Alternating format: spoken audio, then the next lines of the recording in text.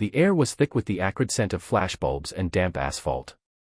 Judge Arthur Holloway, once the undisputed monarch of the Blackwood County Courthouse, now stood exposed, a man utterly undone. His tailored suit, usually a symbol of his authority, hung limp and rumpled, and his once imperious gaze darted wildly, reflecting a raw, animal fear. A relentless cacophony of questions from a ravenous media swarm assaulted him, each shouted query a fresh stab to his rapidly unraveling composure. Judge Holloway, did you knowingly obstruct justice? What about the other cases? How many lives did you destroy? Are you admitting to systemic corruption within your court? He stumbled, pushed back by the sheer force of the mob, his face a mask of bewildered terror. A federal agent, stern-faced and unyielding, cut through the throng, an official document clutched in his hand. He thrust it forward, its crisp white edge a stark contrast to the judge's ashen complexion. Holloway's eyes, wide with disbelief, fixated on the seal, then on the words, warrant for arrest, multiple counts of racketeering, obstruction of justice, and civil rights violations. A collective gasp rippled through the crowd. The once proud judge, who had wielded absolute power with impunity, now trembled visibly, his hands shaking as he accepted the document. News anchors, their voices grave, narrated the scene unfolding live on every screen, the culmination of a months-long federal investigation into the Blackwood County judicial system. Judge Holloway facing unprecedented charges, his long and controversial career ending in disgrace. The overturning of numerous wrongful convictions, most notably the highly publicized case of Elijah Vance. A single, desperate plea escaped Holloway's lips, drowned out by the roar of the crowd. He looked utterly lost, a predator finally cornered. 9 months earlier. The hum of the fluorescent lights in the Blackwood County Public Defender's office was a constant, low thrum, a sound Elijah Vance had come to associate with the grinding wheels of local justice. At 17, Elijah possessed an uncommon stillness, a quiet intensity that belied his age. His posture was always impeccably straight, his eyes, dark and intelligent, absorbing everything around him without betraying much. He was an honors student, a budding scholar of American history, and for the summer, an intern at the Public Defender's office, a position he'd secured entirely on his own merits, carefully omitting any mention of his father's far-reaching influence. He wanted to understand the system from the ground up, unfiltered by the protective bubble that usually surrounded him. Blackwood, Virginia, was, on the surface, a postcard of small-town Americana. Tree-lined streets, a quaint town square, Friday night football games that united the community. But beneath the veneer of wholesome charm, Elijah had observed a subtle, yet pervasive, undercurrent. It wasn't overt racism, not the kind depicted in textbooks, but a more insidious, systemic bias that seemed to hum beneath the surface of daily life. The defendants who cycled through the office's cramped waiting room were disproportionately young, black, and poor. Their stories, often tangled and desperate, spoke of minor infractions magnified, of opportunities denied, and of a justice system that, for them, felt less like a safeguard and more like a trap. Elijah was meticulously organizing case files, his movements precise, when the imposing figure of Judge Arthur Holloway strode past the open office door. The air in the corridor seemed to thicken with his presence.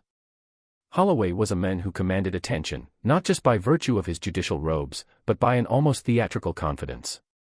He possessed a booming laugh, a silver mane, and an easy, backslapping camaraderie with the local prosecutor, Mark Jenkins, a man whose ambition mirrored Holloway's own. Another sterling day for justice, Mark? Holloway's voice, a rich baritone, echoed down the hall.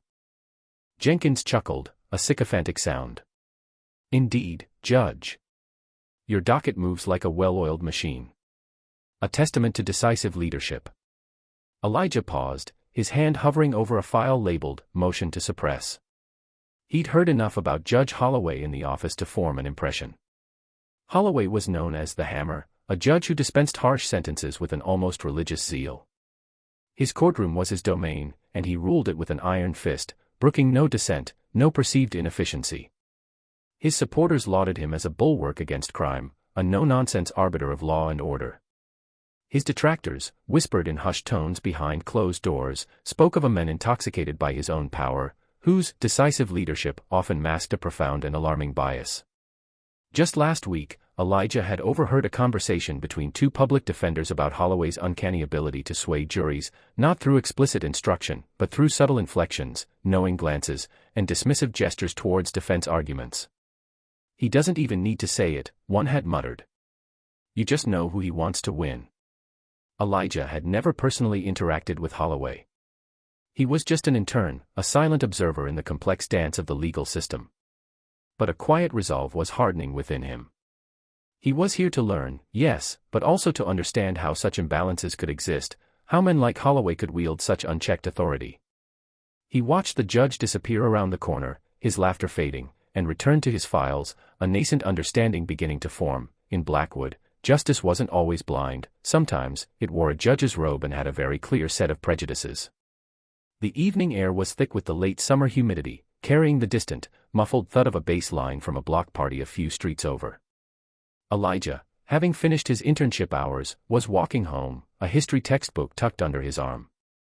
He preferred the quiet, tree-lined streets to the bustling main road, often taking a slight detour past the old, disused warehouse district on the edge of town. It was usually deserted, a peaceful transition from the day's work to the quiet of his apartment. Tonight, however, was different. As he rounded a corner, a sudden, explosive shout ripped through the silence, followed by the shattering of glass. He froze, his instincts screaming to retreat. But curiosity, and perhaps a nascent sense of civic duty from his time at the public defender's office, held him. He cautiously peered around the corner of a dilapidated brick building. Two figures, obscured by the dim light, were wrestling near a broken window of an abandoned storefront. Another figure lay motionless on the ground. As Elijah watched, one of the standing figures, a large, burly man, delivered a vicious kick to the one on the ground before fleeing into the labyrinthine alleys. The other, younger man, still struggling, then stumbled away in the opposite direction, disappearing into the shadows. Elijah's heart pounded. He hadn't seen their faces clearly, only their silhouettes. He saw a wallet, dropped by one of them, lying glinting near the fallen figure. Before he could react, sirens wailed in the distance, growing rapidly louder. Panic seized him. He knew he shouldn't be there. He knew how easily situations could be twisted. He considered leaving, but the figure on the ground stirred with a groan. Against his better judgment, Elijah stepped out, a sudden, desperate urge to help overriding his caution. He knelt, checking for injuries, just as a patrol car screeched to a halt, its headlights blinding him. "Freeze! Hands where I can see them," a gruff voice barked. Two officers, their faces grim, were out of the car in an instant, weapons drawn. Elijah slowly raised his hands, the history textbook falling to the ground. The wallet lay untouched just inches from his knee. He tried to explain, but his words caught in his throat, lost in the sudden, overwhelming chaos. The officers, seeing a young black man kneeling over a white victim near a broken window, needed no further explanation. The narrative was already formed. He was cuffed, roughly, his protests ignored. The victim, a young white man, was dazed but conscious. When questioned, he mumbled incoherently about being jumped and a big guy. The officers, however, seemed to have already decided who the big guy was. The trial was a blur of legal jargon and crushing injustice. Judge Holloway presided, his face a study in stone-cold impartiality that was anything but. Elijah's public defender, an overworked, underpaid woman named Ms. Evans, fought valiantly, presenting alibis, arguing the lack of physical evidence connecting Elijah to the actual assault, and highlighting the victim's own vague testimony. She even brought up the dropped wallet, suggesting the actual culprit might have been robbed as well. But Holloway was having none of it. He sustained every objection from the prosecutor, Mark Jenkins, with a dismissive wave of his hand. He allowed highly speculative, character evidence about Elijah's neighborhood, implying a propensity for violence, despite Elijah's pristine academic record and lack of any prior offenses. When Ms. Evans tried to cross-examine one of the arresting officers about the thoroughness of their search for other suspects, Holloway cut her off sharply. "Ms. Evans, this court has no time for fishing expeditions. Present the facts pertaining to the defendant before us." Holloway's eyes frequently drifted to Elijah, a subtle curl of his lip betraying a clear disdain. He seemed to relish the unfolding drama, the sheer power he held over the young man's fate.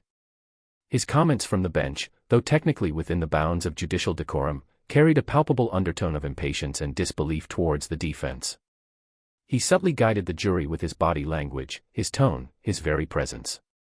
The jury, a group of predominantly older, white Blackwood residents, looked intimidated, confused, and increasingly swayed by the judge's unspoken cues. They deliberated for a shockingly short time. When the verdict was read, guilty of aggravated assault with intent to cause bodily harm, a cold knot tightened in Elijah's stomach. But he held his composure, his gaze unwavering as it met Holloway's. Then came the sentencing. Judge Holloway leaned forward, his eyes glinting with a triumphant, almost predatory satisfaction. He delivered a monologue about the sanctity of law and order, the need to send a clear message, and the corrosive effect of crime on the community. His voice, usually booming, dropped to a chillingly calm, deliberate cadence. He looked directly at Elijah, a slow, malevolent smile spreading across his face. "Elijah Vance," he intoned, drawing out the name, "considering the gravity of your crime, the need for public safety, and to ensure you understand the full consequences of your actions, this court finds you deserving of the maximum penalty. I sentence you to life in prison, with no possibility of parole for 25 years. The words, "life in prison," hung in the air, a death knell to a young life, delivered with a smug, self-satisfied finality. Holloway leaned back, a flicker of challenge, almost a dare, in his eyes as he looked at Elijah. He had won. He was untouchable. He was the law. And he knew it. A collective gasp swept through the courtroom, quickly followed by a stunned silence. Ms. Evans, Elijah's public defender, looked utterly devastated, her face paling at the sheer brutality of the sentence. She started to rise, to object, to plead, but Holloway simply raised a hand, a gesture of absolute finality. "Order in the court," he boomed, though the court was already in a state of shock, not disorder. "The sentence has been passed." But Elijah Vance remained unmoved. Not a flicker of emotion crossed his face. No tears, no outward sign of anger or despair. His hands, though cuffed, remained steady. His gaze, however, was no longer directed at the floor or the distant wall, it was fixed squarely on Judge Arthur Holloway. It was a gaze that was calm, clear, and unervingly perceptive. It wasn't the look of a defeated boy, nor the vengeful stare of a wronged man. It was the calculated, appraising look of a strategist. In his eyes, Holloway saw not resignation, but a deep, cold certainty, a certainty that, for the first time, pricked at the judge's own triumphant self-assurance. Holloway, basking in his power, mistook Elijah's composure for shock, perhaps even a nascent understanding of his lesson. He allowed himself a small, self-congratulatory smirk. As the bailiffs moved to escort Elijah from the courtroom, he spoke, his voice clear and steady, cutting through the stunned silence. "May I make my one phone call, please?" he asked, his tone polite, almost detached. Holloway scoffed, a barely audible sound. "Of course, Mr. Vance. You are afforded that right." He saw it as a desperate, childish plea, a last-ditch attempt to cling to some vestige of control. He envisioned Elijah calling his distraught mother, tearfully recounting his plight. It would be just another confirmation of his own unassailable authority. Elijah was led to a small, sterile room adjoining the holding cells. The police officer present, a burly man named Officer Miller who had been one of the arresting officers, handed him a phone, clearly expecting a dramatic, emotional outburst. Elijah dialed a number from memory. The phone rang twice before a deep, resonant voice answered. "This is Vance." Elijah's voice, when he spoke, was devoid of any adolescent tremor. It was measured, factual, almost clinical. "Father. It's Elijah." Officer Miller, leaning against the doorframe, smirked, anticipating sobs, pleas for rescue. But what he heard instead was a detached summary. "I've been convicted," Elijah stated. "Aggravated assault. Judge Arthur Holloway presiding. Sentence, 25 years to life. Blackwood County, Virginia." There was a pause on the other end, so brief it was almost imperceptible. Then, the same deep voice, now with an edge of steel that even Miller, oblivious as he was, could faintly sense, responded. "Understood, Elijah. Maintain your composure. Do not speak to anyone further about this case. You've done your part. The process is now initiated." The call ended. Elijah handed the phone back to Officer Miller, his face still betraying nothing. He then simply stood, waiting. Officer Miller, baffled by the brevity and coldness of the conversation, tried to hide his disappointment. That it? No tears for dear old Dad, he sneered, a microaggression that was his typical modus operandi. Elijah merely met his gaze. He understands, he stated, his voice calm. He knows what needs to be done. Officer Miller laughed, a harsh, dismissive sound. Sure he does, kid. Sure he does. He patted Elijah roughly on the shoulder, a gesture meant to convey dominance. Let's go, jailbird. Time to meet your new home. He didn't know that with that single, understated phone call, Elijah Vance had not just contacted his father, he had activated a hidden mechanism of justice that Judge Arthur Holloway, in his arrogant certainty, could never have conceived. Holloway's fatal error was complete. The wheels of a far greater, far more impartial system had begun to turn, silently, inexorably, towards Blackwood. The following Monday, a rental car, unassuming and charcoal gray, pulled into the small, dusty parking lot of the Blackwood County Courthouse. From it emerged Agent Sarah Chen, a woman in her late 30s with a sharp, intelligent gaze and an almost clinical precision in her movements. She wore a tailored but understated suit, her dark hair pulled back in a severe, functional ponytail. She carried a single, slim briefcase and an air of quiet authority that belied her polite demeanor. Her first stop was the office of the Chief Clerk of Courts, a bustling woman named Brenda who prided herself on knowing everyone and everything in Blackwood. Agent Chen introduced herself as being from the Department of Justice, Office of Judicial Oversight, explaining she was conducting a routine federal review of judicial efficiency and procedural compliance in district courts across the state. Her voice was calm, her smile perfunctory, but her eyes missed nothing. Brenda, ever the gracious host, offered coffee and small talk. Oh, federal review, is it? Well, you've come to the right place. Judge Holloway runs a tight ship, I can tell you that. Most efficient court in the county, she chirped, her tone brimming with local pride and a touch of defensiveness. Chen offered a noncommittal hum. I'm sure it is. My initial requests are quite standard, Ms. Brenda. Just Brenda. Brenda. I'll need access to case files from the past 18 months, specifically those involving felony convictions, and particularly interested in cases presided over by Judge Holloway. Also, copies of all sentencing reports and judicial review protocols. Brenda's cheerful facade wavered slightly. 18 months. And just Judge Holloway's. That's quite a lot of paper. And rather specific for a routine efficiency review, wouldn't you say? Her eyes narrowed almost imperceptibly. Chen met her gaze, her expression unreadable. Standard procedure, Brenda. We're simply looking for patterns of consistency across various jurisdictions. Blackwood is just one stop on a longer tour. And Judge Holloway, being such a prolific and esteemed judge, naturally falls within our scope. The compliment was delivered smoothly, a thin veil over the true intent. Brenda, mollified by the flattery and perhaps intimidated by the Department of Justice designation, reluctantly agreed. Very well. It'll take some time to pull everything. We're rather old-fashioned here, you know. Lots of physical files. As Chen began her methodical work, ensconced in a small, dusty back office, Judge Holloway himself soon became aware of the federal presence. He received a curt email from the chief clerk, informing him of the audit. His initial reaction was one of irritation. Federal bureaucrats, he grumbled to himself, waving off the inconvenience. He'd dealt with these kinds of things before. A few polite meetings, a show of cooperation, and they'd be off, none the wiser. He immediately called his usual lunch companion and golf partner, District Attorney Mark Jenkins. Mark, heard we've got some federal busybodies sniffing around. Judicial oversight, they call it. Probably looking for a few obscure regulations to cite in their reports to justify their existence. Holloway chuckled, a dismissive, arrogant sound. Jenkins, however, sounded a shade more cautious. Yes, Judge, I got a heads up too. Agent Chen, I believe. From DOJ. Bit unusual for them to pick us for a routine review, isn't it? Especially right after, well, you know. The Vance case. Holloway's jovial mood soured. The Vance case. What's that got to do with anything?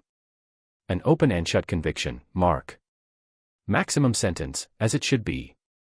The boy was a menace, or at least, he acted like one. He bristled at the implied connection. No, this is just typical federal overreach. I'll give them the runaround for a few days, make them feel important, and then they'll be gone. Just make sure your office is ready to present a united front if they come poking around your files too. Don't want any loose ends, do we? Jenkins, though still uneasy, reassured him. Of course, Judge.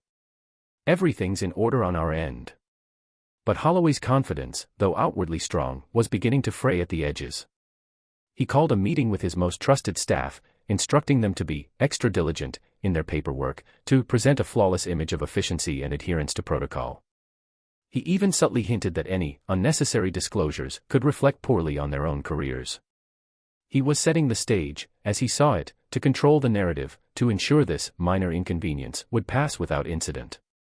He had no idea that Agent Chen's quiet arrival was not a mere gust of wind, but the first tremor of a coming storm, meticulously orchestrated from the highest echelons of power. Agent Chen was a ghost in the courthouse halls. She moved with quiet purpose, her presence barely acknowledged by the bustling staff, yet her influence was rapidly expanding. Her initial requests for efficiency reviews quickly morphed. The scope of her investigation broadened, encompassing not just Judge Holloway's felony convictions, but also misdemeanor cases, appeals, and even the initial police reports that led to arrests. She began to cross-reference data, looking for anomalies that a purely local review would never catch. Her queries became more incisive. She started requesting information on sentencing disparities, specifically examining outcomes for defendants from different socioeconomic and racial backgrounds. She pulled data on public defenders' caseloads versus their success rates in Holloway's court, and compared them to other judges in the district. She was building a mosaic, piece by careful piece, and the picture that was emerging was deeply troubling. The chief clerk, Brenda, now visibly flustered, frequently interrupted Chen's work, her initial friendliness replaced by an exasperated defensiveness. Agent Chen, with all due respect, this is far beyond a routine review. You're asking for sensitive information, delving into areas that are frankly outside the purview of a standard judicial oversight audit. Chen would simply offer a polite, unyielding smile. My apologies if the scope seems broad, Brenda. But to properly assess the efficiency and fairness of a judicial system, one must examine all its interconnected parts. We aim for a comprehensive understanding. We're particularly interested in the consistency of sentencing guidelines across similar cases. Wouldn't you agree that consistency is paramount for public trust? Her words were a veiled challenge, delivered with an air of absolute reasonableness. Brenda, cornered, could only mumble assent. Judge Holloway, meanwhile, grew increasingly agitated. The federal busybodies were not, as he'd predicted, simply leaving. Instead, they were digging in, their presence a persistent, low-grade fever in the courthouse. His phone calls to Mark Jenkins became more frequent, his tone less jocular, more demanding. Jenkins, this Chen woman is a bulldog. She's asking about every single minor drug offense from the last 3 years. And now she wants access to your office's plea bargain records. This is harassment. Jenkins, sounding increasingly strained, replied, I know, Judge. My staff is complaining. She's like a bloodhound. And she's specifically asking about the Vance case again. Apparently, she has some questions about the initial police report, and why some discrepancies weren't addressed. Holloway's blood ran cold. The Vance case. He had buried that deep, convinced it was just another faceless conviction in his long career of tough justice. Discrepancies. There were no discrepancies, Mark. The kid was caught red-handed. The victim identified him. His voice rose, betraying a crack in his composure. Well, she seems to think otherwise, Judge, Jenkins said, a nervous edge to his voice. She specifically asked about the dropped wallet. And she's talking to Officer Miller about the initial scene. He's less than thrilled, I can tell you. Holloway slammed his fist on his desk. He could feel the invisible net tightening. He tried to pull strings, to call his old contacts in the state capitol, even a few minor political figures he'd helped in the past. But his calls went unanswered, or he was met with vague assurances and polite deferrals. The usual channels of influence seemed to have gone silent. It was as if an invisible wall had been erected around Blackwood, insulating it from his usual reach. Agent Chen, in her quiet back office, had indeed revisited the Elijah Vance case. She had cross-referenced the victim's initial, hazy statement with Officer Miller's arrest report and the testimony given in court. The inconsistencies, once dismissed as minor, now screamed out. The victim had described a big guy, but Elijah, while athletic, was of average build. The dropped wallet near Elijah had been largely ignored by the arresting officers and then dismissed by Holloway during the trial. Chen had requested access to the crime scene photos, taken by the responding officers, and meticulously compared them to the court's exhibits. Something was off. Her internal reports, sent encrypted to an undisclosed recipient, were terse and factual. They detailed a pattern of unusually harsh sentencing for minority youths, a disproportionate number of cases where public defenders' motions were summarily denied by Judge Holloway, and a troubling tendency for local law enforcement to overlook contradictory evidence in cases that fit a convenient narrative. The name, Elijah Vance, appeared frequently, not as the sole focus, but as a glaring example, a perfect illustration of a system gone awry.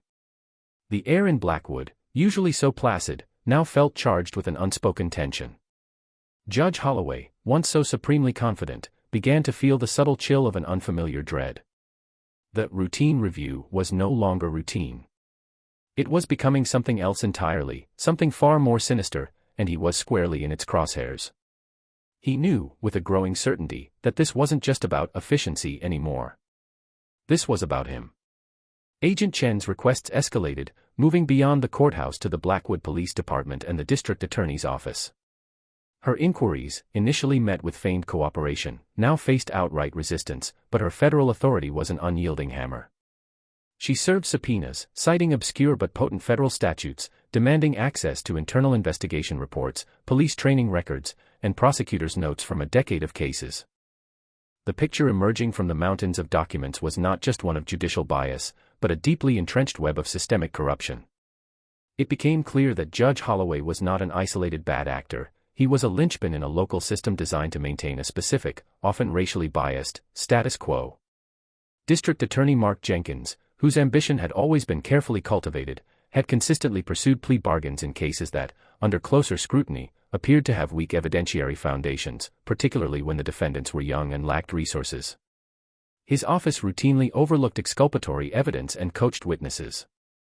And the Blackwood Police Department, under the tacit approval of Chief Peterson, had a pattern of aggressive policing in minority neighborhoods, leading to a disproportionate number of arrests for minor infractions that often escalated into serious charges in Holloway's court. Chen discovered a disturbing exchange of favors. Holloway would ensure quick, often harsh, convictions, bolstering Jenkins's win rate and Peterson's arrest statistics. In return, Jenkins would streamline cases, sometimes even subtly influencing grand juries, and Peterson's officers would provide convenient testimony.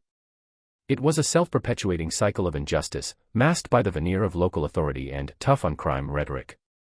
One afternoon, under the guise of an informal community outreach program, Agent Chen began quietly meeting with families of other individuals who had been convicted in Holloway's court, often on charges strikingly similar to Elijah's.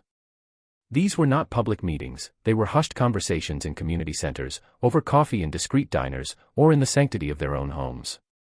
Fear was palpable among these families. They had been silenced for years by a system that seemed invulnerable. Many had lost loved ones to the state prison system, their pleas for justice ignored. My son, Jamal, a stoic elderly woman named Mrs. Henderson recounted, her voice trembling slightly, he was given 15 years for a petty theft he didn't commit. Judge Holloway called him a repeat offender in the making. Jamal had never even been in trouble before. Her eyes, filled with a decade of unshed tears, pleaded with Chen. We tried to fight it, but they just steamrolled us. Said we had no chance. Another man, Mr. Rodriguez, spoke of his nephew, caught in a drug sting that felt manufactured. The officer, Miller, he planted something, I swear it. But Holloway just laughed it off. Said my nephew had a guilty face. A guilty face, Agent. He got 10 years. Chen listened, her face impassive, but her pen moved furiously across her notepad. She was gathering not just anecdotal evidence, but patterns, names, dates, and specific instances of judicial overreach, prosecutorial misconduct, and police fabrication. Each story was a thread, weaving into a tapestry of systemic abuse. Many of these individuals had been too terrified to speak out, convinced no one would listen, or worse, that speaking would bring further retribution. But the presence of a federal agent, specifically interested in their plight, was a fragile flicker of hope. Judge Holloway, now feeling the walls truly closing in, became increasingly erratic. He was no longer merely irritated, he was panicking. His attempts to reach Jenkins and Peterson were met with evasions and excuses. Jenkins was unavailable, Peterson was tied up with an important community initiative. His former allies, sensing the shifting tide, were already distancing themselves, like rats abandoning a sinking ship. He paced his chambers, a tiger trapped in a cage of his own making. He frantically called a few minor political figures he'd once mentored, hoping to pull a last-minute lifeline. This Chin woman is a rogue agent, a political hack. She's trying to discredit me, to undermine the very fabric of local justice. Can't you do something? Call someone higher up. But the answers were always the same: polite regrets, vague claims of no jurisdiction, and thinly veiled advice to cooperate fully. No one was coming to his rescue. He even tried to subtly hint at federal overreach to a local reporter he usually controlled, hoping to ignite a public backlash. The reporter listened politely, but his published story was notably neutral, focusing on the ongoing federal inquiry rather than any defense of Holloway. Holloway knew he was losing control. The meticulous, emotionless precision of Agent Chen's investigation was far more terrifying than any direct confrontation. He felt the invisible hand of a power far greater than his own, slowly, meticulously, dismantling his entire world, brick by corrupt brick. He began to destroy documents, shredding old memos, erasing emails, anything that might link him explicitly to the more egregious cases. But he was operating from a position of profound ignorance, underestimating the depth and breadth of the activated, hidden mechanism. He had no idea how thoroughly Agent Chen had been briefed, how carefully her targets had been identified, and how irrevocably he had sealed his own fate with that chilling, arrogant pronouncement: life in prison. The clandestine nature of Agent Chen's investigation shattered with the force of a legal earthquake. Federal marshals, not local deputies, arrived at the Blackwood County Courthouse and the district attorney's office, serving a barrage of federal subpoenas. These weren't polite requests anymore, they were undeniable mandates, backed by the full power of the United States government. Key personnel, including District Attorney Mark Jenkins, Police Chief Peterson, and several high-ranking officers and court clerks, were ordered to appear before a federal grand jury in a neighboring district. The veil of secrecy was ripped away, exposing the local justice system to the harsh glare of federal scrutiny. The local news, initially hesitant, now exploded with headlines. Federal investigation rocks Blackwood justice system. Grand jury subpoenas issued in wide-ranging inquiry. The stories, once hinting at routine reviews, now spoke openly of allegations of systemic corruption and judicial misconduct. The name of Judge Arthur Holloway, once revered, was now frequently paired with damning accusations. Judge Holloway, cornered and desperate, lashed out. He saw the public revelation as an act of war, and he responded in kind. He scheduled a press conference, intending to paint himself as a victim of federal overreach, a staunch defender of local values being targeted by an out-of-control federal bureaucracy. His voice, once smooth and commanding, was now edged with a frantic, almost theatrical indignation. "This is nothing short of a political witch hunt," Holloway declared, his eyes blazing, though a tremor was evident in his hands as he clutched the podium. "I have served this community faithfully for 30 years, upholding the law with integrity and conviction. These fabricated charges, these baseless accusations, are an insult to every hard-working citizen of Blackwood. It's a clear attempt to undermine our local sovereignty, driven by unknown political agendas." He specifically targeted Elijah Vance's case, attempting to demonize the young man. "They're trying to overturn a just conviction, a rightful sentence, for a violent criminal who threatened our peace. All because of some nebulous, federal interest. This is not justice, it is chaos." He tried to position himself as the last bastion against lawlessness, ignoring the irony that his own actions had plunged Blackwood into legal turmoil. Local talk radio and social media became battlegrounds. Some residents rallied to Holloway's defense, echoing his claims of federal intrusion. Others, emboldened by the federal presence, began sharing their own stories of injustice, whispers that now found a public voice. The community was fractured, torn between loyalty to a familiar, if flawed, system, and the dawning realization that something fundamentally wrong had been festering beneath the surface. Through all this public spectacle, the figure of the United States Attorney General remained steadfastly in the background. He made no public statements regarding the Blackwood investigation, maintaining a rigorous distance that ensured the integrity and impartiality of the federal inquiry. Yet, his influence was omnipresent, an unseen force guiding every meticulous step of Agent Chen and the federal prosecutors. Orders were relayed through his chief of staff: ensure complete transparency. Pursue every lead without prejudice. No stone unturned. Justice must be seen to be done, without any appearance of personal intervention.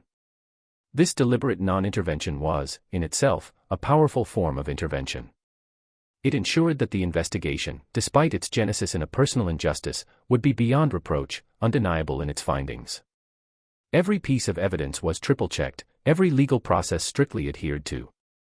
The general's personal connection to Elijah Vance was an open secret within the Department of Justice, making it imperative that the investigation be flawlessly executed, its outcome unimpeachable. The goal was not just to bring Holloway to justice, but to expose and dismantle the entire corrupt system he embodied, to set a precedent that would resonate far beyond Blackwood. Mark Jenkins and Chief Peterson, facing the overwhelming pressure of federal questioning, began to crack. Jenkins, seeing his career implode, started subtly cooperating, offering carefully worded concessions about procedural oversights in some cases. Peterson, confronted with damning evidence of racial profiling and falsified reports, found his once unbreakable shield of local authority crumbling. They both realized, with dawning horror, that Judge Holloway, in his arrogance, had brought down not just himself, but everyone connected to his illicit network. They were mere pawns in his game, and now the federal government was sweeping the entire chessboard clean. Holloway, watching his allies turn, his public defense failing to stem the tide, felt a chilling isolation. He was losing control of the narrative, losing control of his carefully constructed world. He saw Agent Chen's calm, almost serene face on a local news report, discussing the unwavering commitment of the Department of Justice to uphold civil rights. He heard her measured words, devoid of emotion, and a cold dread settled deep within his bones. He had thought he was fighting a local skirmish, but he now understood, with a sickening lurch of realization, that he had unknowingly declared war on an invisible, implacable giant. And the giant was just beginning to stir. The federal investigation, no longer a quiet hum, roared to life, shattering the peace of Blackwood. Federal grand juries, convened in a larger, distant city, began issuing indictments, not just for minor procedural violations, but for serious federal offenses: obstruction of justice, civil rights violations under color of law, even racketeering.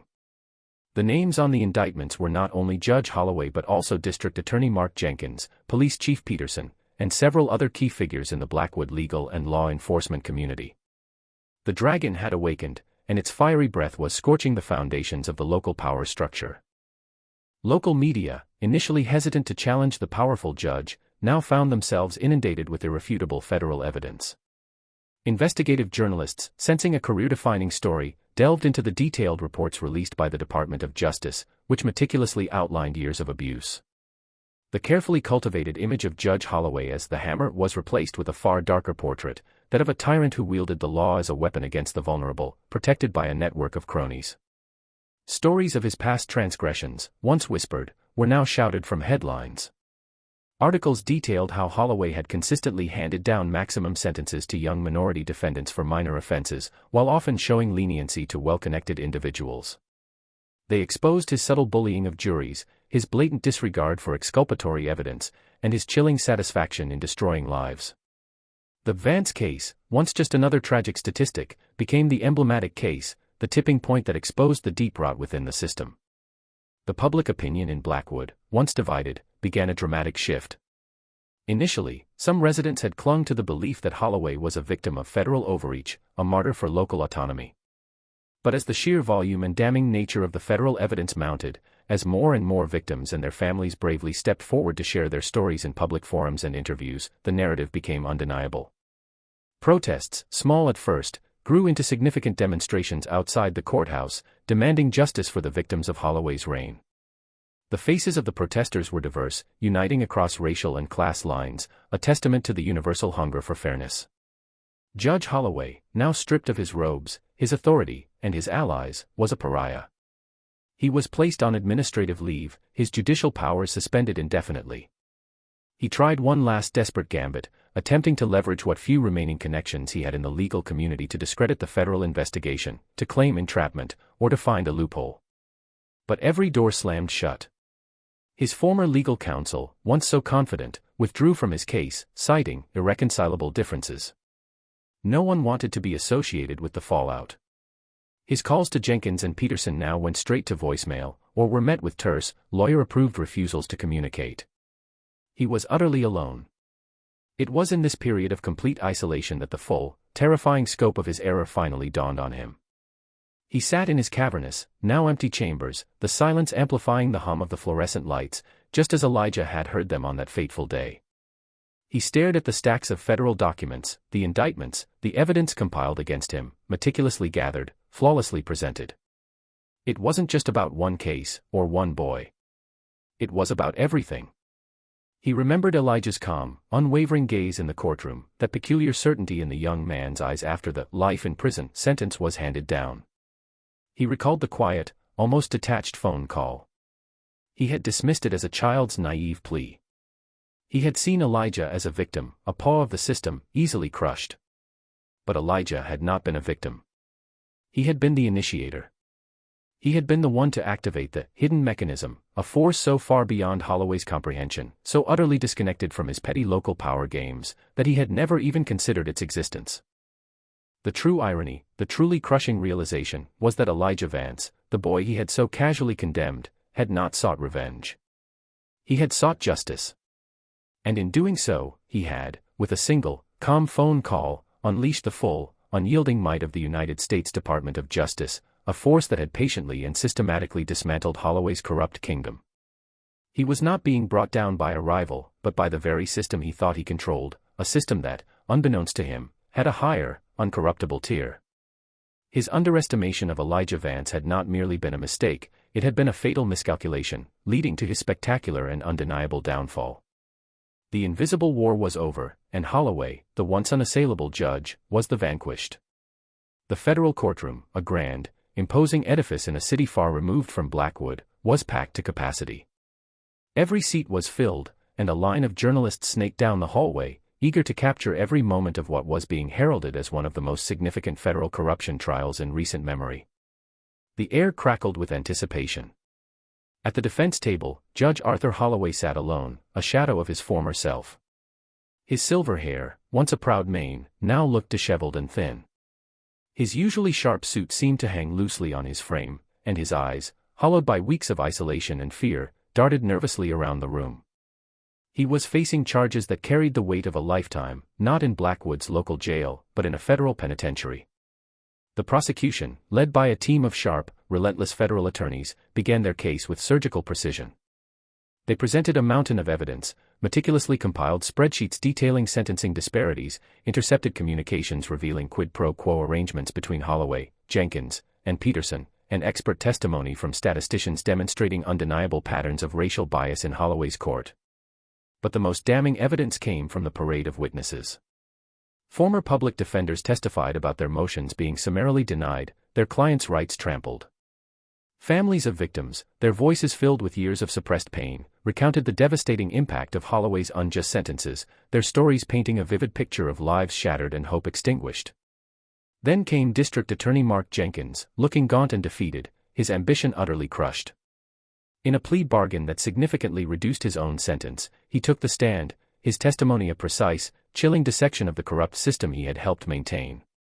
He detailed how Holloway had pressured him to pursue maximum sentences, how police reports were strategically edited, and how he, Jenkins, had knowingly presented compromised cases to ensure Holloway's desired outcome. He recounted the explicit instructions from Holloway to make an example of certain defendants, especially those from minority communities. And then, the moment everyone had been waiting for. The full, unedited video footage from the night of Elijah Vance's arrest was played. It showed Elijah kneeling, attempting to assist the victim, just as Officer Miller's patrol car arrived. It showed the dropped wallet, clearly visible near Elijah's knee, its significance ignored. It showed Officer Miller's aggressive arrest, and the lack of any thorough investigation for other suspects. Then, a new piece of evidence, procured through federal forensics, enhanced audio from a bodycam worn by a backup officer, capturing fragments of Officer Miller's conversation with the dazed victim. No, it was the tall black guy. I think he ran off this way. This directly contradicted the victim's later, coach testimony, which had vaguely but pointedly implicated Elijah.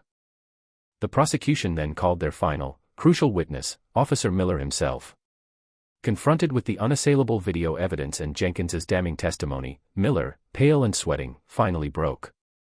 He admitted to fabricating parts of his initial report, to deliberately ignoring the dropped wallet, and to subtly pressuring the victim to confirm Elijah's involvement, all under the unspoken, yet undeniable, directive from Chief Peterson and the perceived expectations of Judge Holloway. The victim, now recovering and coherent, also testified, recanting his earlier statement and tearfully apologizing to Elijah's family, admitting he had been too scared and confused to speak the truth. The atmosphere in the courtroom was electric. The truth, meticulously uncovered, was now undeniable. Holloway's defense, already flimsy, collapsed entirely. His lawyer, a high-priced attorney provided by his few remaining well-wishers, could only offer a perfunctory closing statement, knowing the battle was irrevocably lost. As the federal prosecutor delivered a powerful summation, detailing how Judge Holloway had systematically abused his power, violated civil rights, and orchestrated a corrupt scheme that betrayed the very principles of justice, Holloway finally looked up. His eyes, now filled not with arrogance but with a profound, terrifying emptiness, caught those of a young man sitting quietly in the gallery, flanked by Agent Chen. Elijah Vance. The young man's expression was calm, unwavering, devoid of triumph or malice. Just quiet observation. And in that moment, the scene from the prologue unfolded in full. Judge Arthur Holloway, once the embodiment of local power, was utterly and spectacularly broken. He knew he had truly lost everything. The dragon, awakened by a boy's desperate call for justice, had not just roared, it had devoured his world. The jury's deliberation was remarkably swift, a stark contrast to the lengthy, often manipulated processes that had characterized Holloway's own courtroom. When the foreman announced the verdict, guilty on all counts of racketeering, obstruction of justice, and civil rights violations, a collective murmur of relief, almost a sigh, swept through the federal courtroom. Judge Arthur Holloway slumped in his seat, his head bowing in what looked like utter defeat, but perhaps also a final, crushing realization of his absolute powerlessness. The smirk, the arrogant tilt of his head, the imperious gaze, all were gone, replaced by the vacant stare of a man whose carefully constructed world had imploded. The sentencing phase was equally swift and decisive. The federal judge, a stern woman known for her unwavering adherence to the law, delivered her pronouncement with a gravity that mirrored the severity of the crimes. She spoke of the sacred trust placed in judicial officers, of the corrosive effect of corruption on the fabric of society, and of the unique horror when those sworn to uphold justice become its greatest betrayers. She detailed the long list of victims, the countless lives irrevocably damaged by Holloway's abuses, and cited the particularly egregious case of Elijah Vance as a prime example of a pattern of racial bias and judicial overreach. Judge Arthur Holloway, she intoned, her voice cutting through the silence, you were entrusted with the power to dispense justice, to protect the innocent, and to ensure fairness. Instead, you perverted that sacred trust, turning your courtroom into an instrument of personal prejudice and systemic oppression. Your actions have not only destroyed lives but have eroded public faith in the very institution you swore to uphold. For these heinous crimes, and as a testament to the unwavering commitment of this nation to true justice, I sentence you to a term of 35 years in a federal penitentiary, without the possibility of parole. Let this serve as a stark reminder that no one, regardless of their position, is above the law. The sentence was met with a powerful, if restrained, wave of satisfaction from the gallery. Justice, finally, had been served. Immediately following Holloway's sentencing, the federal court moved to address the injustices he had perpetrated. A sweeping order was issued, launching a comprehensive review of all cases presided over by Judge Holloway over the past decade. The process was painstaking, but the federal team, already armed with the evidence gathered by Agent Chen, worked quickly. One by one, the wrongful convictions were identified, meticulously scrutinized, and then, with the stroke of a pen, overturned. The families of Jamal Henderson, Mr. Rodriguez's nephew, and countless others received the news with a mixture of disbelief and overwhelming relief. Sons, daughters, brothers, and sisters, who had languished for years in state prisons, were now eligible for immediate release, their names cleared, their reputations restored. The Blackwood community, which had suffered under Holloway's tyranny, began to heal, piece by agonizing piece. Elijah Vance's conviction was among the first to be formally expunged.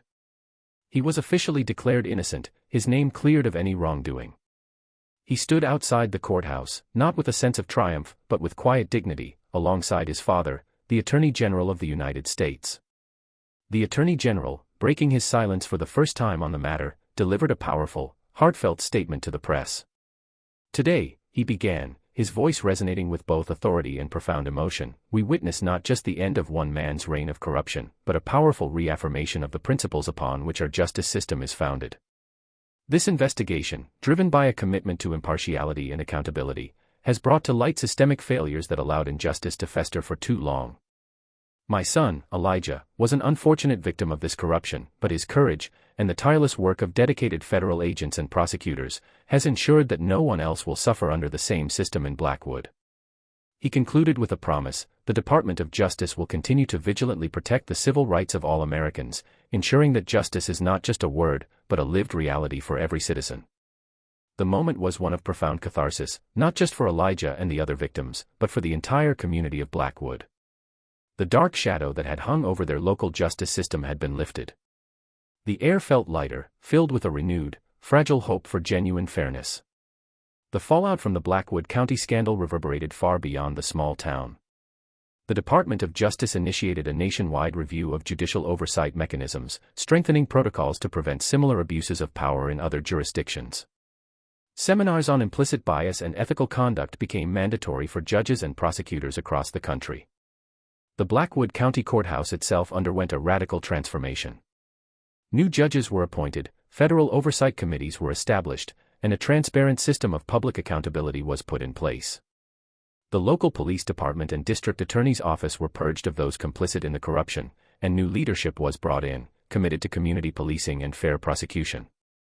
Elijah Vance, now officially exonerated, chose not to immediately return to the life he had abruptly left.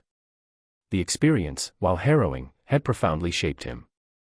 He had seen the raw, unvarnished truth of injustice, but he had also witnessed the immense power of a righteous system when activated correctly.